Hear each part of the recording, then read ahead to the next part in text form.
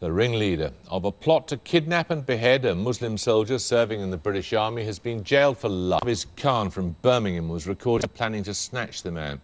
He was also recorded encouraging his 5-year-old son to kill non-Muslims.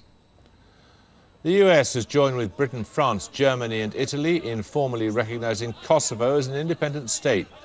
EU states meeting in Brussels agreed that Kosovo is precedent for any other states. Serbia tonight recalled its ambassador to Washington in protest. The markets, the FTSE 100 closed nearly 3% higher. In New York, we see the Dow Jones didn't move as Wall Street was closed for a public holiday. Against the euro, the pound was down. Against the dollar, the pound was also down.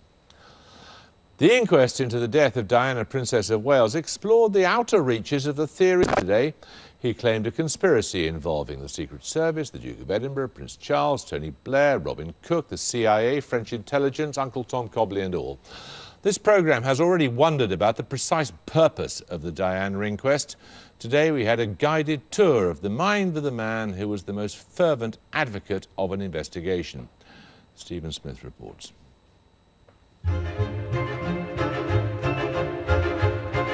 These wholly proportionate shots, filmed from the BBC chopper, Mohammed Al Fayed goes to the Strand to have his day in court.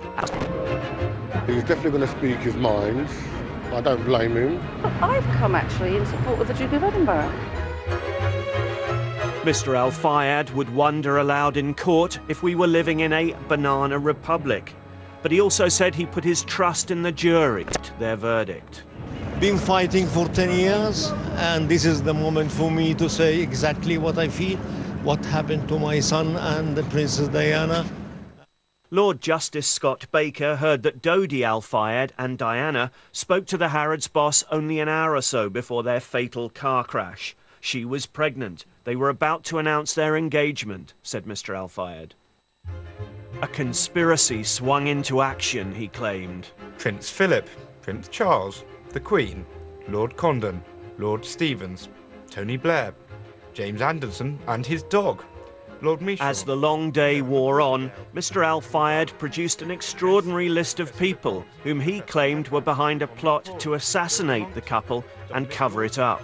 John Langham, David Spearman. But Richard Horwell, QC, for the Metropolitan Police Commissioner, accused Mr. Al Fayed of not caring what he said about other human beings.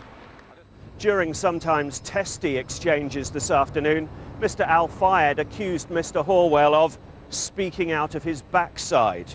Mr. Horwell in turn said Mr. Al Fayed paid no attention to the evidence. Please, can you try to restrain this garbage? Mr. Al Fayed appealed to the coroner. The Harrods owner said of Diana, "She's suffered for 20 years from this Dracula family. The minute she can see happiness and love at the end in a family she respects, they don't let her do that, and they took my son with her." For good measure, the Duke of Edinburgh was Frankenstein. He was a racist and a Nazi who should be sent back to Germany, Mr. Al Fayed told the inquest. He also compared the Duchess of Cornwall to a reptile. Asked if Prince Charles participated in the death of Diana, he said, "Definitely, and I am sure he knows what's going to happen because he would like to get on and marry Camilla. He married his crocodile wife and he's happy with that."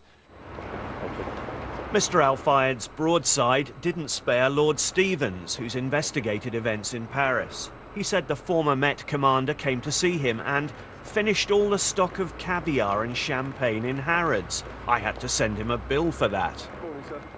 The jury's heard that Mr. Al Fayed's allegations centre on a Fiat Uno in the Parisian tunnel on that fateful night. Mr. Horwell asked him, why with the might of the royal family and MI6, they could only afford a Fiat Uno? Because that was the driver's car, replied Mr. Al Fayed. One of the lightest and least powerful cars available, and a clapped-out Fiat Uno, added the coroner. Mr. Al Fayed said he was fighting unbelievable forces to establish the truth in the crime of the century.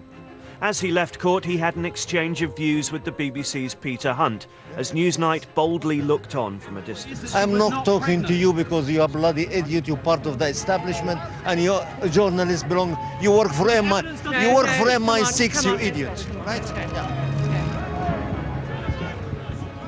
The inquest goes on and on.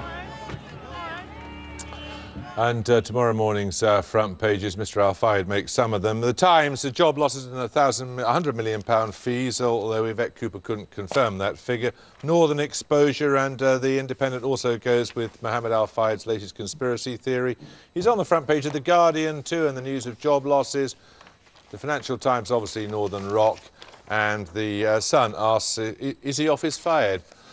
Well, a quick word about tomorrow's programme. We'll have the Venezuelan pianist Gabriela Montero live in the studio. She's brilliant at improvisation. She'll instantly perform a piece based on a viewer's idea. Post your suggestion on our website if you'd like it to be you. That's all for Newsnight tonight. I'll be here again tomorrow. From all of us, though, on the programme, good night.